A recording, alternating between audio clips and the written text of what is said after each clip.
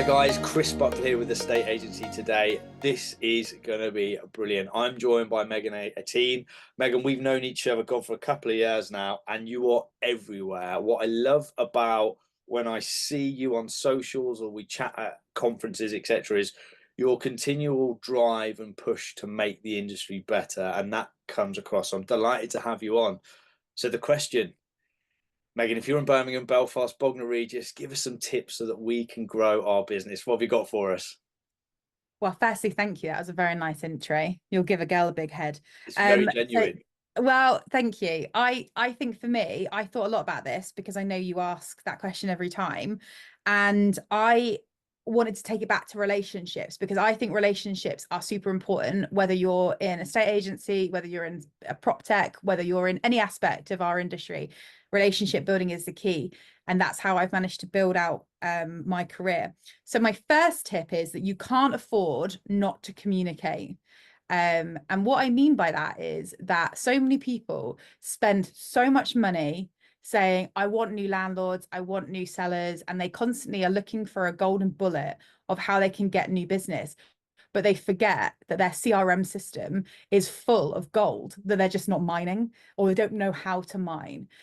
So for me, it's about keeping communication up all the time with all of your, clientele, so that you don't have a situation where you're suddenly going, oh God, I'm a bit light on instructions, because those people are already bought in on you and they're already bought in on your brand.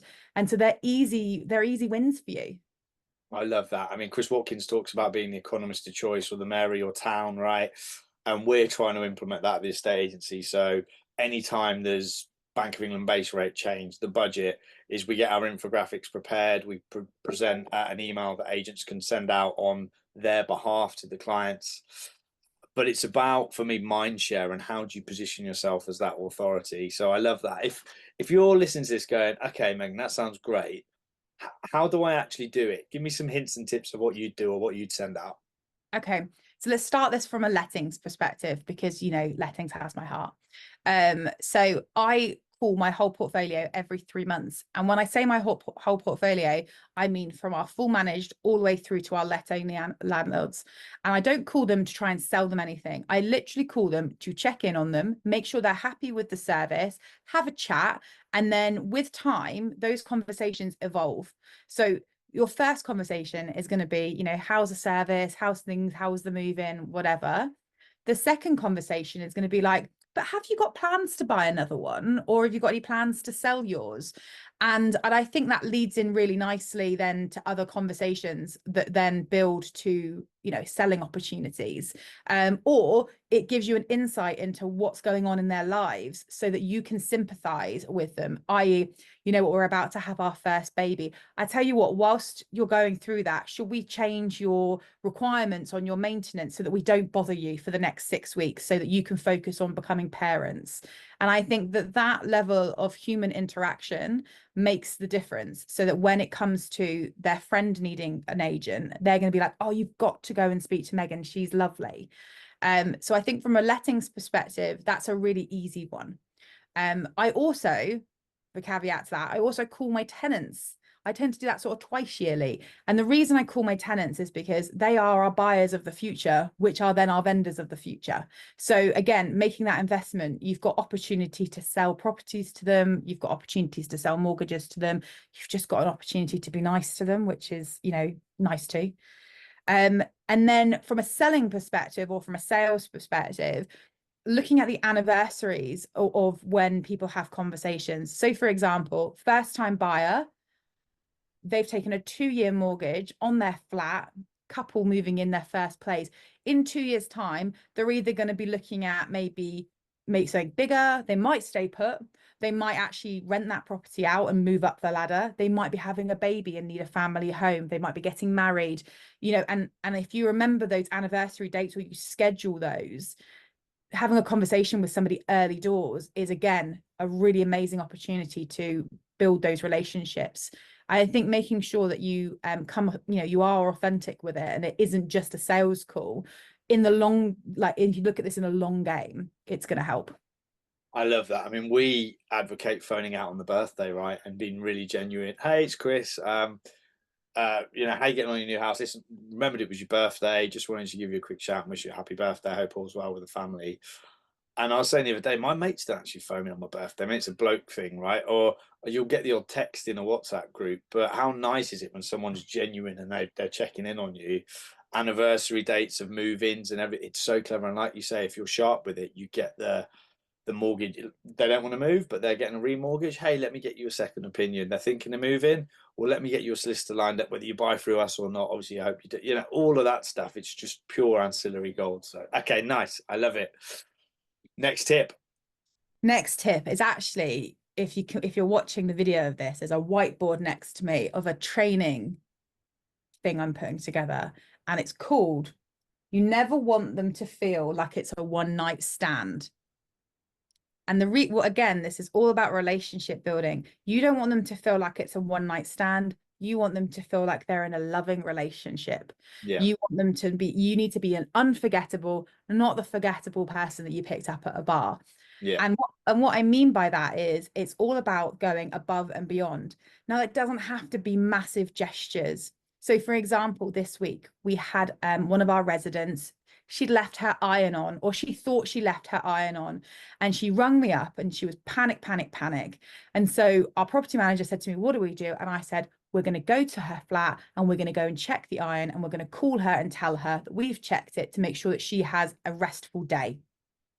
And the reason why we do that is because when it comes to then the bad stuff, you know, oh, do you know what? We're going to have to wait a week for your boiler to be repaired because we can't get the part. They're going to be much more forgiving and much more allowing of things to go wrong when you've done things for them in the future. It's like that, is it law of reciprocity? I can't say the word reciprocity. That's it. Yeah. You know, essentially you give and you receive, and going above and beyond isn't all about that. But I think that when you look at it from a business standpoint, there is a reason. You know, tenants left the Velux window open and it's pissing it down with rain. We're going to help them out, right? Yeah. I had a scenario where we got this new property on that I took on, and I went round there. It'd been on the market for weeks with another agent. Flat, amazing, renovated, looked great, but the communal hallway, it was in one of those conversions, was just full with old post, and it was dirty and no one had hoovered it. And when you walked into the flat, it was amazing. But I was like, guys, this is the first impression. So I went round there with my rubber gloves, a bin bag and a hoover, and I cleaned it, and we let it that same day. And the other agent even got an offer the same day. But the owner went with our offer because they were so appreciative that we'd taken the effort to do that. I love it. It's like when we pitch, I say, listen, I'm not here to sell your property. I'm here to interview to be your agent for life. Yeah. It's that white glove service, and it's huge, right? And I think the more, I'm not plugging the self-employed models, but the more autonomy agents have to be able to do that stuff, the better it is. And we have it all the time where, you know, and you have an elderly gentleman looking to sell, and his grass is, you know, growing, and his guys let him down. Our guys will just go and mow it because they're like, we've got an open house. Yeah. 45 minutes of sun and a bit of a workout. Why would you not? But absolutely, that it's amazing, and it's done out of a genuine goodwill. But from a reciprocity point of view, or that person then referring the agent, like you say, it speaks volumes. So but also really like there's like, you think about it, like I remember moving a whole sofa out of a property once because they'd left this really ratty sofa in an empty flat, and I was like, this isn't going in the photographs. And I was like, so I pulled up my neg and we pushed it out the door and we got it out, and they said to me, they're like, well, why did you care that much? I said, because it looks crap. I was like, it looks awful. I said, but also maybe they just didn't have the time to sort that, and we've just done it for them in the space of 10 minutes. Yeah. No, I love it. I love it. Okay, fine. We could talk for hours on that point. We're right on time. What is your third and final point? So I thought that the first two were maybe some people would say is wishy, right? And I don't think they're wishy, but I think you could argue that they're wishy. So I decided to come up with something that was a bit more like, you can do this tomorrow. And that is categorizing. Now, this, I would say, again, leans a little bit more heavily into the letting side of things, but there is no secret that everyone is concerned that landlords are exiting the market. Now, if you went and spent the time in these calls and you've built these relationships and they say to you, you know what, Megan, I'm getting really worried about all this legislation change. I think I might consider selling this property. I'll hold on to it for now, but I might consider selling it. So you think, okay, right, I'll pop them in what we call our accidental landlords or our nervous landlord pot. And then I've got my investors, the one who own like 5, 6, 7 properties. And they're like, yeah, I'd buy another one in that block. And I think, okay, well, that's good to know, because this one who's nervous is want to sell it. So what I'm going to do is I'm going to categorize all my landlords, work out where the weak points are in my portfolio, and then I'm going to plug it. So I'll come back to that. But the third one would be our pension landlords. They're the ones that want long-term security. They probably don't have a mortgage on the property, but it's about their pension in the future. So for them, they're the people that we're going to, set up with conversations about estate planning and wills and all of that stuff. So that's them.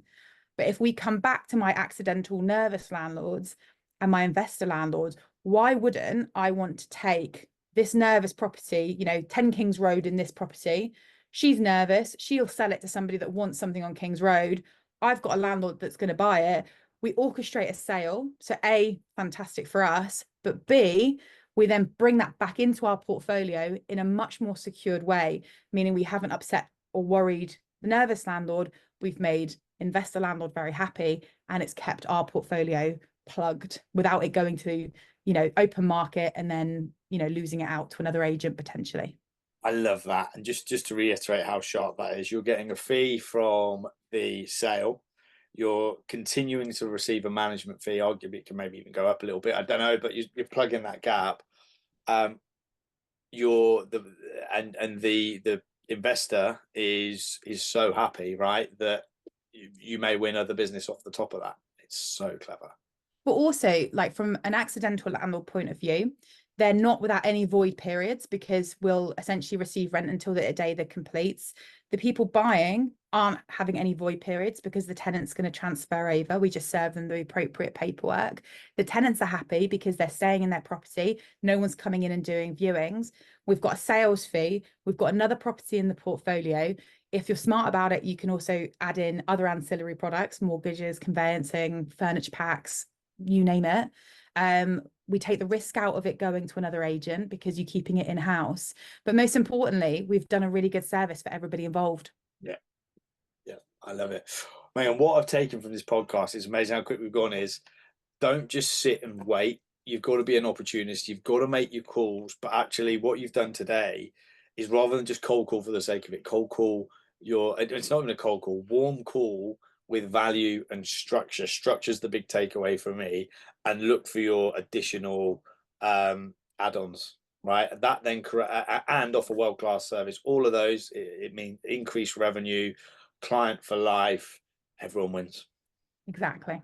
Love it. We'll call it there. Megan, thank you so much. We are definitely going to get you back on.